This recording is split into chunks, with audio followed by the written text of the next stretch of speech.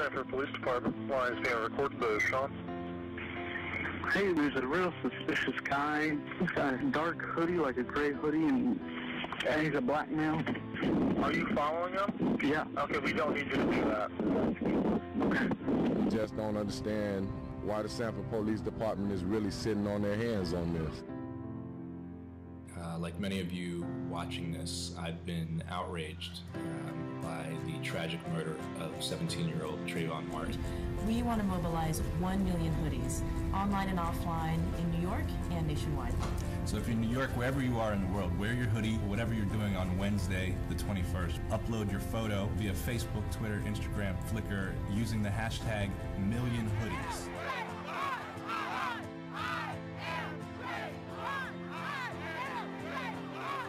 As I understand, this young man wasn't bothering anybody. No. He wasn't on anybody's property. He was just walking. The member will suspend. These words. The member will. These words. I think all of us have to do some soul searching to figure out how does something like this happen. And they say that petition, now think about this, is the fastest growing internet petition in the history of the internet. We're not going to stop until we get justice for Trayvon. It's called the Million Hoodie March. And it is spilling over into the streets of Philadelphia. Through downtown Los Angeles to the steps. This was inspired by the rally in New York on Wednesday. They say it just took off through social media, specifically Twitter. The United Nations High Commissioner for Human Rights, Navi Pillay, has called for an immediate investigation. Our son was not committing any crime. No. Our son is your son. Yeah. You know, if I had a son, he'd look like Trayvon. This is not about a black and white thing. No. This is about a right and wrong thing.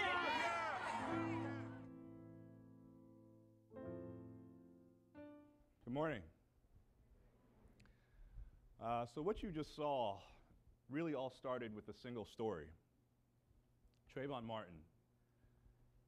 And through the power of human connection, and when I say human connection, I remember the first time I looked into his eyes in this photo, and I saw myself, and I saw my little sister, and my brother, and my friends, because we are all Trayvon Martin. And so it was through that single connection, that single powerful connection, that it became a collective story, and fueled by a simple truth that all of us at some point have been suspected of being something that we're not.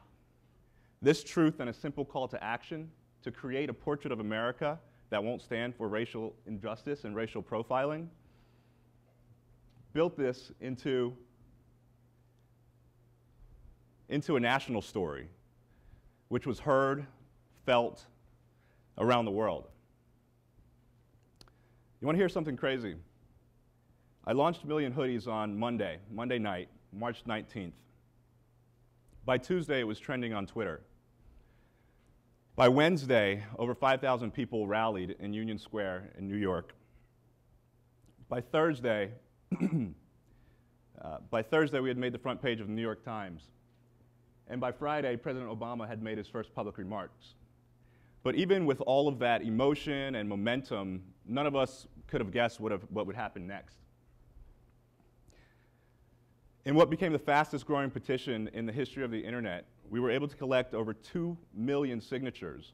A petition, by the way, that was created by a college student at Howard University. This would drive public outcry and make the Florida authorities finally arrest George Zimmerman, Trayvon Martin's killer. I remember sitting at my desk and watching this number grow, thousands a second, thousands of new pictures a second, until the site actually crashed because of the traffic load. I was crying at that moment.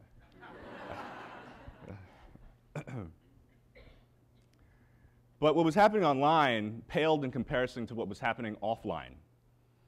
Over 50,000 people rallying in cities across, over a dozen cities across the United States, and in London, the UK, everywhere, in Australia. Tons of messages being communicated on social media, but offline, the real human connection was starting to take place. This is what it looked like in real time, and I love this graph because of the story it tells. If you look closely at the green line, which is the petition growth rate, it shows that this was a story that almost died around March 19th, or March 17th. But thanks to social media and the power of human connection, it became a story that came to define how news and information travels in the internet age. As Brian Stelter came to write. It also became the only story, the first and only story of 2012, to surpass the presidential election in terms of media mentions and media coverage. This was a study done by Pew Research Center. And they said that before March 19th, the name Trayvon Martin didn't show up on their index. But on March 19th, it showed a 19% spike on that day, which accounts for 1/5 of total national news coverage. They said that was unprecedented at the time. They had never seen a story like that happen. So again, the power of human connection. Now, as a strategist working in the advertising industry, part of my job is to look back at a campaign and say whether or not it was successful. And we do this by using numbers. We measure and we have a lot of different systems of doing it. But at the end of the day, we try to define the ROI, return on investment. How much money and time did we put in versus what we got out? And as a strategist, I'm happy with these numbers. But for me, the real ROI at the end of the day was this moment in Union Square when we turned to Trayvon Martin's family, his parents, and we prayed for them. And you could feel the emotion, the tension in this group of people in Union Square. And it was in that moment that I knew that this campaign was successful.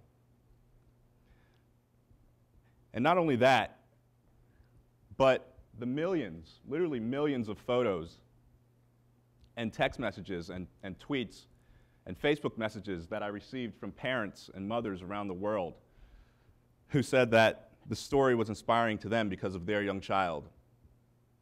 That was the real ROI. And I think that we in the advertising industry have to start measuring campaigns based on not just numbers, but in a human context, based on the number of lives touched, the number of hearts inspired, that sort of thing. And I think we should also start measuring campaigns based on the cultural context, how we shift culture, how a campaign has the power to shift culture, not only at home, here's the Miami Heat with their hoodie photo, but also abroad. This was a campaign in China for an activist that was based on the MillionHoodies model and had the similar success in China. This campaign, 1 million hijabs for Shema Alawadi, is likewise becoming a model for engagement in the Middle East around the women's rights movement, and it's still continuing to grow. So, what does all this have to do with this guy? Well, I'll tell you. I believe that the real madmen and women of the future are not advertisers at all. They're cultural engineers capable of creating demand not only for brands and products, but for causes and movements. And why is this important? It's important because I believe that brands are the most pervasive cultural force in human history. So what happens when you take a global brand and you partner with a global advertising agency full of cultural engineers? Well, I believe the possibilities are endless and they're extraordinary, and we haven't even begun to see what we can do when we start to refocus these brands and these companies around social good.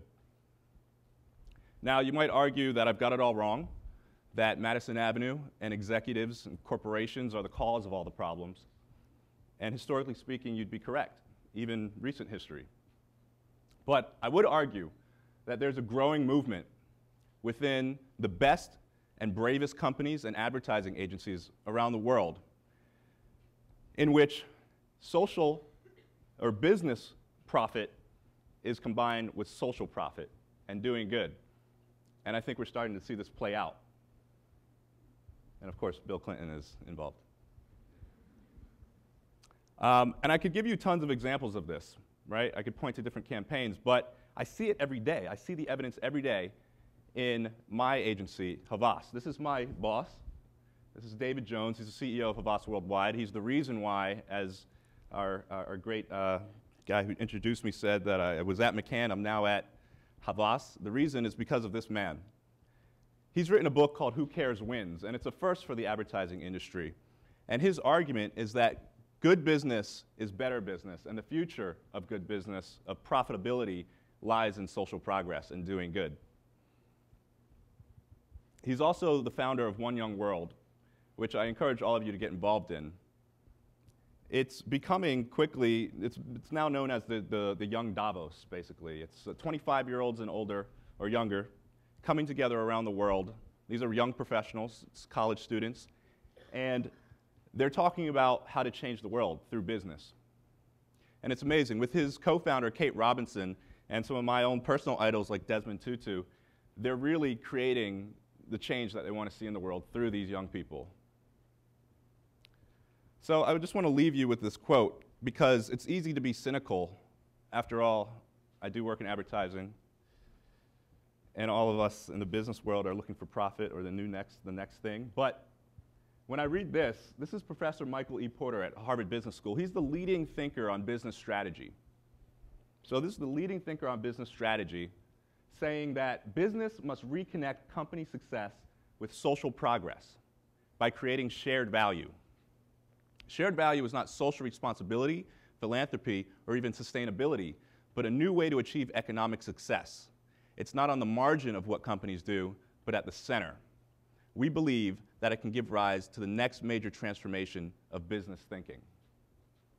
I believe it already is, and I encourage each of you, I challenge each of you, when you leave here today, and as you enter your professional worlds and your professional careers and become the superstars that you are, to drive shared value within your companies and be ambassadors of shared value creation. I guarantee it won't be easy, because businesses and companies and corporations are institutions and they're not meant to change that quickly. But they can if you push them. So I challenge you to do so. So it'll be hard, but I also promise you that it'll be the most rewarding experience that you'll ever have. Thank you.